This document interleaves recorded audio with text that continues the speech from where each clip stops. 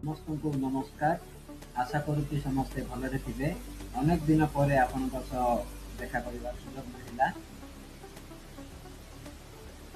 ନୂତନ ବର୍ଷର ହାର୍ଦ୍ଦିକ ଅଭିନନ୍ଦନ।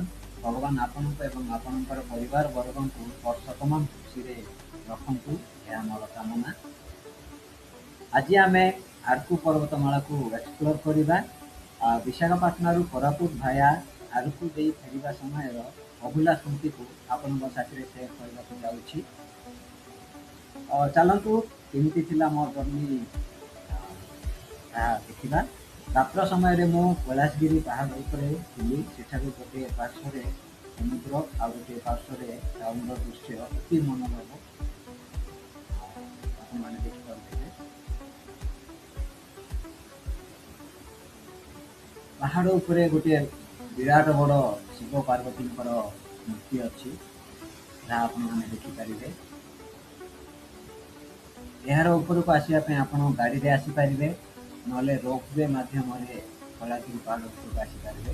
ଏହା ପରେ ଆପଣମାନେ ଆର୍କେ ବିଚ୍ର ମଜା ବି ନେଇପାରିବେ।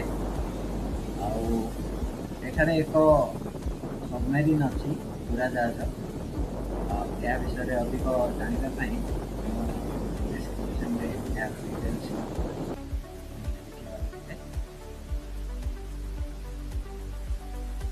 ଆଗକୁ ଗଲା ପରେ ଆମେ ଦେଖିବା ବୋରା କେଭ୍। ଏହା ଗୋଟେ ବିରାଟ ବଡ଼ ଗୁମ୍ଫା। ଏଇଟା ମଧ୍ୟ ଆପଣ ବୁଲି ଦେଖିପାରିବେ। ଏହାର ଦୃଶ୍ୟ ଦେଖନ୍ତୁ, ବାହାରୁ କିପରି ଦିଶୁଛି ଏଣ୍ଟ୍ରାନ୍ସଟା। ଏକ ବହୁତ ବଡ଼ ଗୁମ୍ଫା। ଆଉ ଭିତରେ ପୁରା ଭୁଲଭୁଲିଆ ଟାଇପ୍ର ଆପଣଙ୍କୁ ଲାଗିବ। ଆଉ ଏ ଭିତରେ କଲର୍ ଚେଞ୍ଜିଂ ବି ହୁଏ, ଏଇଟା ବହୁତ ଆପଣଙ୍କୁ ଆକର୍ଷଣ କରିବ। ଆଉ କିଛି ସମୟ ମୁଁ ତପସ୍ୟାରେ ଲୀନ ଥିଲି ସେଇ ଗୁମ୍ଫା ମଧ୍ୟରେ ଦେଖିପାରୁଥିଲି। ଆ ପାଖରେ ଗୋଟିଏ ବହୁତ ଭଲ ୱାଟରଫଲ୍ଟେ ଅଛି, ଯାହାର ନାଁ କି ସତୀଗି ୱାଟରଫଲ୍।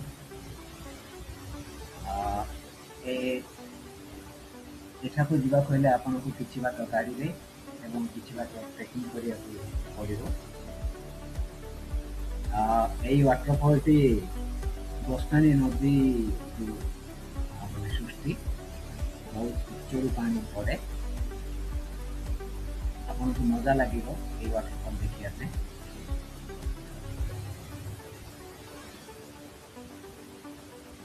ଆପଣ ଯେଉଁ ଟ୍ରେକିଂ କରି ଯାଇଥିବେ ତାର ମଜା ଏଇଠି ପହଞ୍ଚିଲା ପରେ ଆପଣ ଉଠେଇପାରିବେ।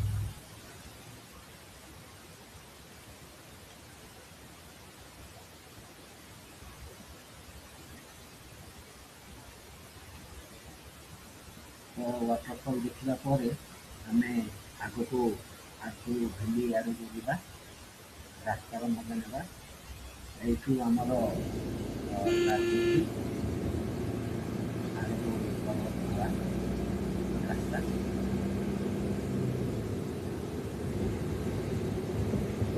ଆପଣ ଯଦି ପ୍ରକୃତ ପ୍ରେମୀ ହେଇଥିବେ ଆପଣଙ୍କୁ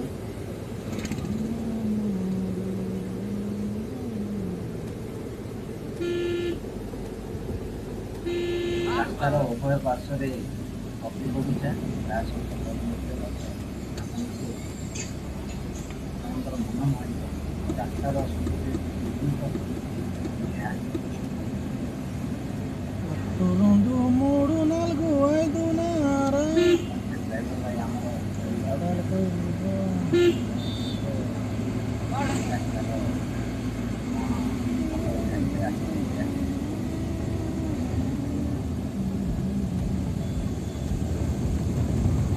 विशाखापट्टणम को लिया आया बोल नहीं सर टाइम पास हो ओली नहीं किसी नहीं हो रहा।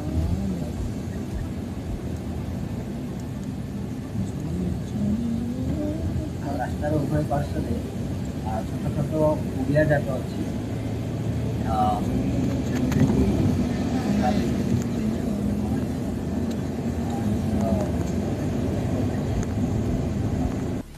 ଯାହା ସୁନ୍ଦର ଦୃଶ୍ୟ ଦେଖିବା ପାଇଁ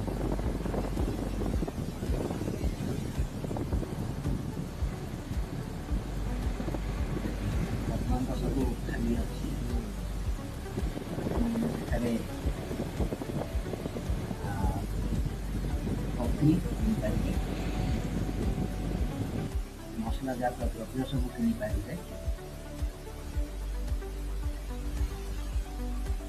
ଜଙ୍ଗଲ ଦ୍ରବ୍ୟ କିଣିପାରିବେ ଏବଂ ଆପଣମାନେ ବାମ୍ବୁ ଚିକେନ, ବାମ୍ବୁ ବିରିୟାନୀର ବି ମଜା ନେଇପାରିବେ। ମୁଁ ଆଉ ଆଗକୁ କିଛି କହୁନି, ଏଇଠୁ ଆପଣମାନେ ଉପଭୋଗ କରନ୍ତୁ ଆର୍ଥୀ ଭ୍ୟାଲିର ସୌନ୍ଦର୍ଯ୍ୟକୁ।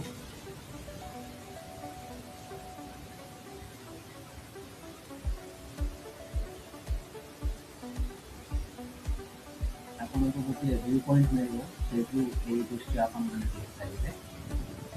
ଆଉ କୋରାପୁଟରୁ వైజాగ్ କିରଣ୍ଡଲ ଟ୍ରେନରେ ଆସିଲେ ବି ଏହାର ସୌନ୍ଦର୍ଯ୍ୟର ଉପଭୋଗ କରିପାରିବେ। ଏହା ବହୁତ ଗୁଡ଼ାଏ ସେମାନଙ୍କୁ ଆଉ ଏଥିରେ ଇଷ୍ଟ କୋଷ୍ଟ ରେଲୱେ ତରଫରୁ ଗୋଟିଏ ବିସ୍ତାଡନ କୋଚ୍ ଲଗାଯାଇଛି, ଯେଉଁଥିରେ ଆପଣମାନେ ମାନେ ଟୁରିଷ୍ଟମାନଙ୍କୁ ଆକୃଷ୍ଟ କରେ। ଏଥିରେ 360 ଡିଗ୍ରୀ ଚେୟାର ଅଛି, ତାଙ୍କର ପାଖରେ ବଡ଼ ବଡ଼ ଗ୍ଲାସ୍ ଅଛି, ଆଉ ଉପରେ ବି ଆର ଗ୍ଲାସ୍ ଅଛି, ପୁରା ଉପଭୋଗ କରିପାରିବେ।